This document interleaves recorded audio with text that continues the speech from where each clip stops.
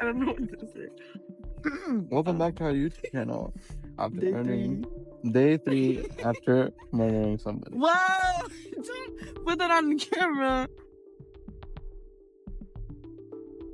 It was worth it. And we had sex a lot today. These teenagers found it acceptable to destroy their families just so they could be together. Then they bragged about it online. They claimed it was all for love, but when they got caught, they quickly turned on each other to reduce their sentences. So much for true love. These 3 cases will leave you furious. Sierra Halseth and Aaron Guerrero. Imagine scrolling through Instagram and seeing a stream of happy father-daughter photos. They're hiking, making funny faces, and sharing moments that scream, "Perfect family bond." Now imagine that same daughter murdering her father by stabbing him 70 times just months later. This isn't a movie plot. It's the horrifying reality of Sierra Halseth and her father, Daniel. Daniel Halseth wasn't your average dad. A former musician turned entrepreneur, he had a social media following of 20,000 people who admired his motivational posts and travel vlogs. But more than anything, Daniel was known for his devotion to his kids, especially his youngest daughter, Sierra.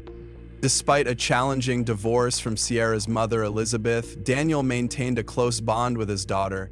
She lived with him full-time, and their social media was filled with videos of them dancing, adventuring, and spending quality time together. Daniel often posted about how blessed he was to have Sierra in his life.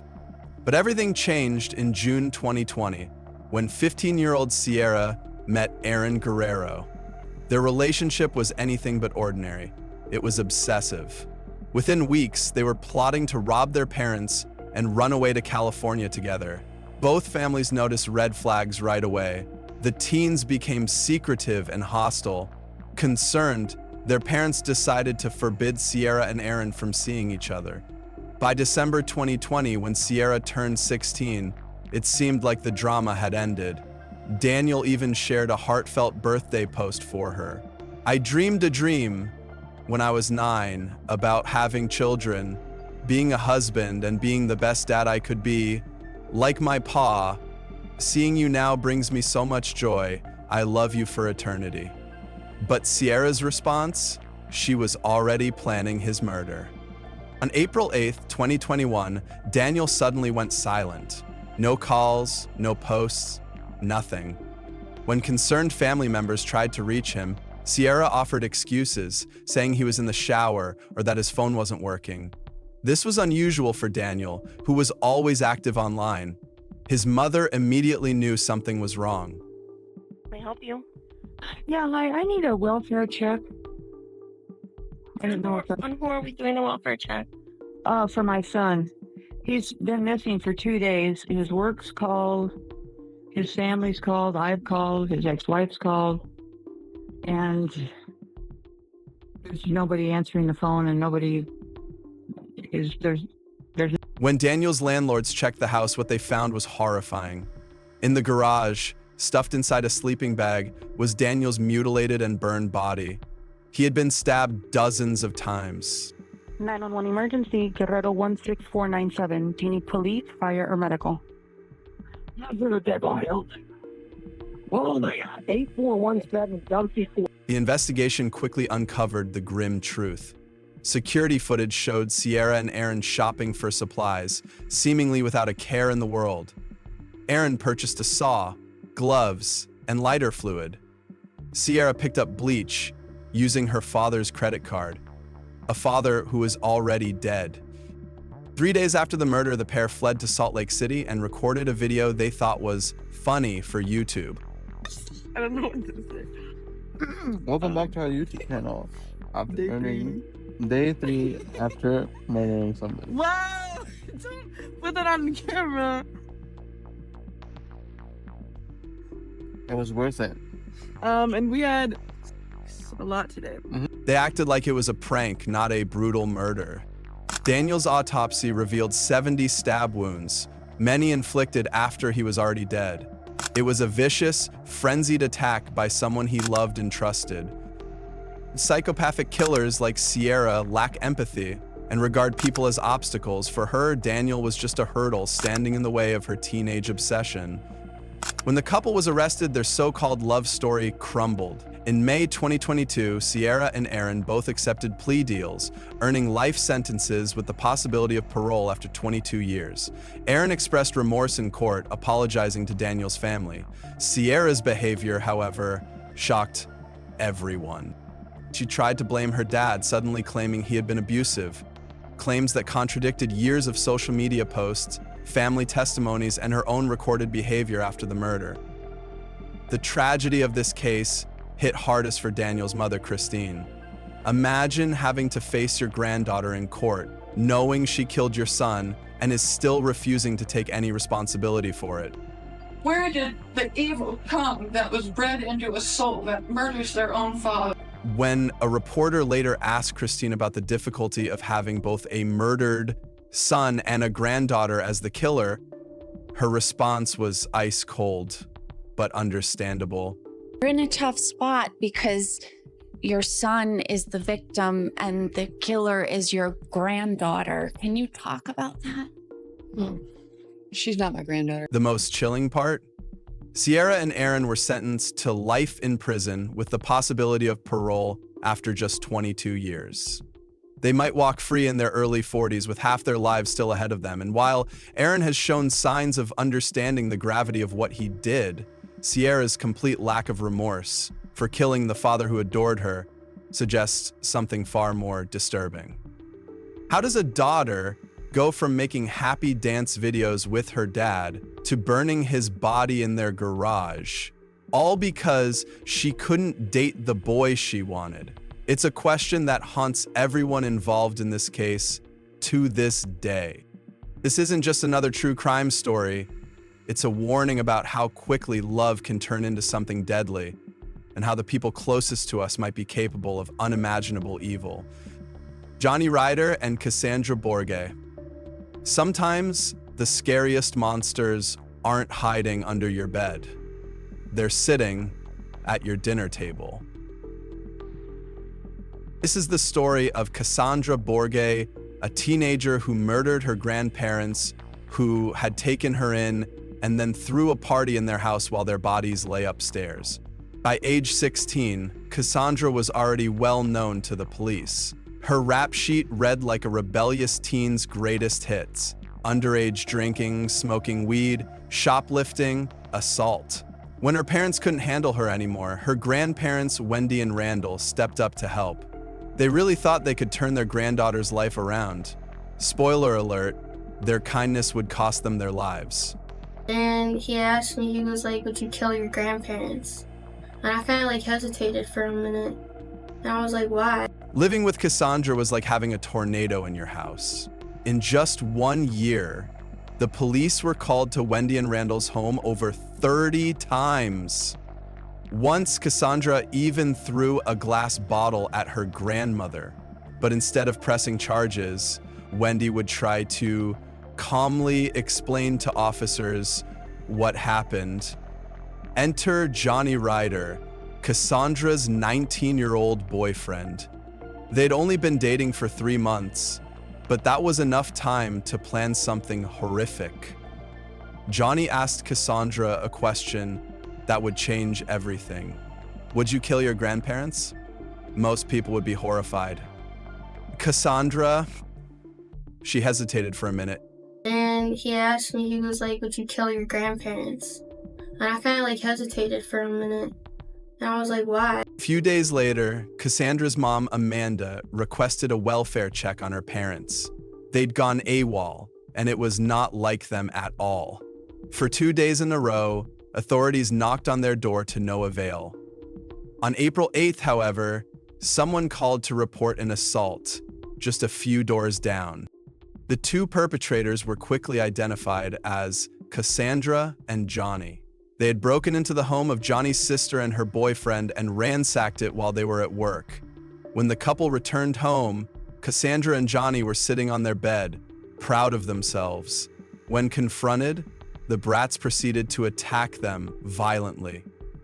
Cassandra even used a baseball bat on Johnny's sister. They left in Johnny's sister's car, but left another car at the scene, Wendy and Randall's. When authorities were called to this house, they finally put 2 and 2 together. The couple was rushed to the hospital in critical condition. The authorities went to Wendy and Randall's home a week after the slayings. Police found Wendy and Randall's bodies in their bedroom. They'd been beaten with hammers repeatedly. But what happened next is what makes this case especially disturbing. Instead of running away, Cassandra and Johnny stayed in the house. They slept there, just feet away from her grandparents' bodies. They took money from Wendy's safe and went shopping. And then, this is real, Cassandra threw a drug-fueled party in the house while her grandparents' bodies were still upstairs. When police finally caught up with them, Cassandra and Johnny had barricaded themselves in an apartment bathroom, trying to unalive themselves rather than face justice. They failed at that too. A SWAT team pulled them out and dragged them to the hospital. They were charged with double homicide and almost unaliving Johnny's family too. During interrogation, Cassandra acted like she was chatting with friends at lunch. When she described the murders, she showed zero emotion.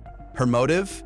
In her words, and he understands that, like, all I really wanted to do was just kind of get away from everything, kind of just move on with myself. Like, I wasn't having a good relationship with my grandparents. Like, it started getting really bad, like, I got a charge from them because, like, I fought them, And then, and then Johnny, her throat too, was kind of creepy because she was, like, scared to die. Like, she shit herself and peed herself. How did she? It was kind of gross. So the reason why we stayed in town was because the plan was we were going to get both of our families.